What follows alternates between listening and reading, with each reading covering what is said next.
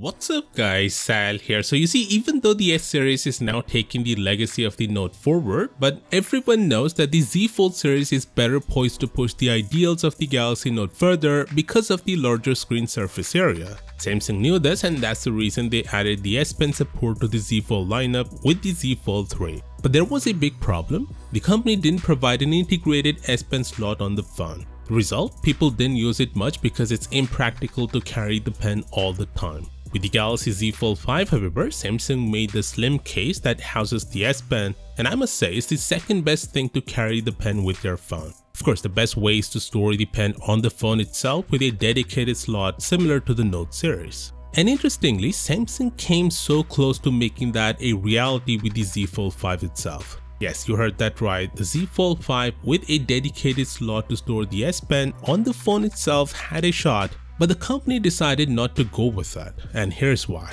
You see, Samsung invited a few people to visit the Samsung R&D Center in South Korea, where the company makes their next and future top products, and there they showed the prototype of the Galaxy Z Fold 5 with the S Pen slot. The size of the pen appeared very similar to the one on the S23 Ultra. For years, this is everything the Note fans have been asking, and this could have elevated the Z Fold series to new heights. So you might wonder, why didn't they go with this design then? Well, Samsung explains that having the S Pen built in would have made the phone thicker. Right now, they're prioritizing a design that's as thin and light as possible based on user feedback, and that's officially the biggest reason it didn't make the cut.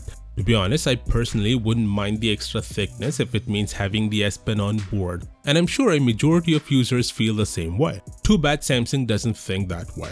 And not just the S Pen, Samsung also explored a wider cover screen for the Z Fold 5 with different wide aspect ratios such as 23:9, 22:9, 21:9, and 19.5:9. The last one is similar to the S23 Ultra. Again, this is what users have been asking Samsung to implement on the Z Fold lineup, but Samsung said they didn't go with this design because the CEO thinks the Z Fold 5 has a perfect aspect ratio when opened.